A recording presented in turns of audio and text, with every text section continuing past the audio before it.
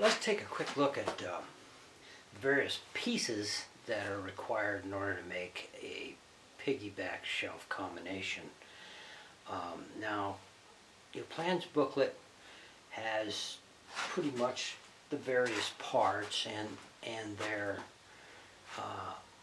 not a whole lot of difference between whether you're doing what I'm calling this alternative version, which I'm going to show you here today, or whether you're doing what's in the book. They're pretty close to the same parts like this. I mean, you need two pieces of plywood. There's like an inch difference between them. The dimensions are in your book. I don't think you're going to have any trouble figuring out how to come up with those. The other things you're going to need are the pieces that go lengthwise. And what I've done is I've come up with a different way of doing these particular pieces. And as you can see, it does involve making what amounts to a dado in the lengthwise pieces. Now the trick is this tab will fit inside here, and you have holes that line up. We stick a dowel through there and it's going to lock everything in place, which is why we do it that way. As far as the tab goes, first off I want to point out that you notice I actually used dowel pins drilled through this way to strengthen it. And the other tricky thing I do is I actually make these out of what amounts to plywood. Now, since I didn't have any plywood the right thickness, what I did is I took 3 small 1/8 inch pieces of plywood and glued them all together so that the grains were opposite. In other words, the grain on this one goes this way, but the middle one, the grain goes that way, and then on the other one, the grain goes this way again. So in other words, you put the grains counter to each other, and then you glue all those together. And I took it over to the belt sander and just kind of rounded it a little bit, put a bit of a chamfer on it. Now, you could try building something out of a solid piece of wood, but of course the problem you have with a solid piece of wood is that, is that it has a grain pattern to it, and it might very well chip and break along the grain pattern. You can probably mitigate that with like epoxy glue. Coat the whole thing with epoxy glue, and you might be able to get away with drilling holes in it, what have you. But this is actually works pretty well, and it really isn't that hard to do. So anyway, that's how we make these things. I do want to point out that whether you're talking about the one on top or the one on bottom, they both have holes. One of these is for the top and the other one's for the bottom. But they both have holes in the ends, and the way I do it is I actually drill the holes. Like, for example, this hole is basically 2 inches from here, and I drilled a hole on both ends so that it's not really a right or a left-handed part. It's just, it's the same at both ends. And I do the same on both of them. Now, 2 of these holes are not going to be used at all.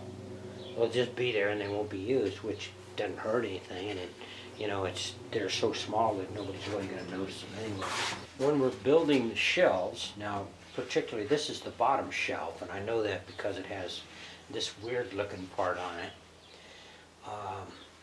We're going to need this weird looking part. We're going to need the two sides, which I just showed you, and then we're going to need one of these. Well, this part's pretty simple, not much to it, except to say that on the top shelf it's smaller. It's 5/8 by 5/8 in my case, instead of 5/8 by 7/8. But these are real straightforward parts. Just cut them right from the pan. This part, however, is kind of another ball game.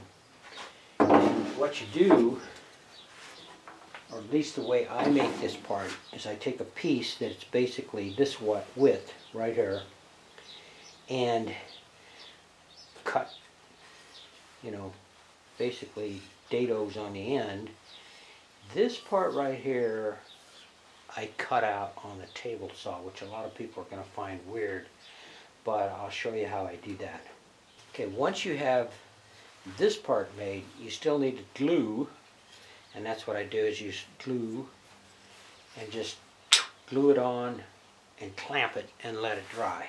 Okay, and then you have a part that a dowel can go through. Now you want to make sure that this channel here is in fact 1/4 inch or a little more this direction, and it's also a 1/4 inch or a little more that direction. The other thing you always do with this part, as well as when you're doing the legs, we do exactly the same thing on the legs, is we glue that piece onto there. But one of the things you want to do is you glue it, clamp it, and then about 20 or 30 minutes later, make sure you run that dowel in and out of it quite a few times, and then wipe it off the rag and run it in and out again, because what's going to happen is this glue is going to ooze off into your channel here, and you definitely do not want it to dry that way. If it dries that way, then you're going to have a really hard time getting your dowel to run down it. Now, I have something that a fix for that, and that is really an oversized bit. This is a 64th over a 1/4, so it's a clearance bit for a 1/4 inch dowel. And you know, the problem is that bit right there, I think it took me 2 to 3 months to get that bit. I ordered it, and because it's real long, and because it's a 16th oversize, it's not a common bit. You can't walk down to the store and buy one of these things. I ordered this, I think, from Granger, and they had to back order it 2 or 3 times to finally get it for me. So you don't want to do that. You want to make sure this slot is bigger than a 1/4 inch in all directions, and make sure you clear it out after you've drilled it, or I'm sorry, after you've glued it. Clear it out with your dowel rod. Run that thing in and out several times before that glue really cures. Okay, that's this guy, so you have to do that here when you're making this piece. The other thing I do is I round the piece, and I take this part here and I cut off a 45 on either side, and then round it with sandpaper, which I happen to like a little bit. You'll notice this is rounded. This one's just got the 45 on it, but it's real easy to round with sandpaper. I'm taking everything here, and when I'm done talking about it, I'm putting it over there. When it's all over there, then I'm done, I think, this video. So this is a leg pair, and as you might imagine, it's basically got to be the width of this. Once we get this part glued onto it, and again, you can round it. You may have to round it, and you may not actually have to round it, but for sure you're going to have to cut the corner off so that the corner doesn't catch when you try to pick it up. If you don't at least cut the corner off, the corner it will catch as you try to pick it up. So, you know, I like the way it looks rounded, which is probably the reason I do it that way. And plus you can do it on a belt sander. You get your belt sander going, out a bench belt sander, and you just basically do this number here with it, and that'll round it for you. Which is also what I do with this piece, and I'll show you how this piece goes on here in a second. But it's really, you bolt it onto the stand, and I'm going to kind of show you this because people who order kits, and also some people order Piggy Back shells after the fact, need to see how this is done. So I'm going to show you that here last. But it goes like this. This piece sits on top, and then of course our dowel is going to go all the way through.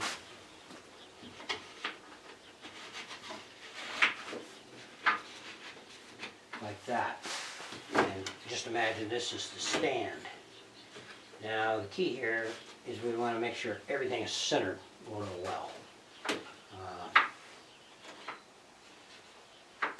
This is another one of those parts you make out of 2 pieces. You have a base, and then you have that other kind of channeled part that you glue on top of it. And when all is said and done, if you like, you can round it, but you probably don't have to. You can just cut the corners off, will work too. You see what we're doing here is we're drilling holes, and we're recessing those holes down below where the dowel is going to slide in. So that's kind of the trick to the whole thing, is that the screws that hold it are going to go down below the dowel. Then you can fit the dowel in. Of course, that's just a dado. And the width of this thing is essentially whatever that is. That's that. Now, one leg pair, I show you in another video how to locate the hole for what amounts to the dowel that locks everything together. I'll show you in the next video on that, so I won't bother with that. But the other leg pair, which is the one that goes in the top, I believe, I mean, you can just put it out in the center, put a half-inch dowel hole here and here out in the center somewhere is fine. The other thing we tend to do is you want to, do pilot holes for cup hooks, that kind of thing. Now, to make these things fit, sometimes you have to sand the corners off of them. Occasionally they're a little bit too wide for those of you that are building your own. Once you get everything all glued together, you'll find that sometimes they're a little too wide, so you have to trim it one way or another. Again, I trim it with my belt sander. This is real important though, and this is, I'm pretty sure the current set of plans does it this way, but some of the older sets didn't. This is just a half lap joint. Got a half lap here, and you have a half lap here. Pretty simple stuff. And really, that's a half lap joint as well. But it's strong. I mean, once you get this thing all glued together, I do put a couple of like 3/4 inch, or I guess I just use 5/8. I just put those brads in, but they just hold it in place while everything dries. Just want to make sure it's square when you glue it together. Make sure it's square. Okay, that's that. I told you about this piece, and it shows you how I make these devices here. But again, it's a two-part device. It's this part and this part, and you glue this part on, and you have to make sure that your glue doesn't get in that channel, and that the channel is big enough for the dowel. That's real important.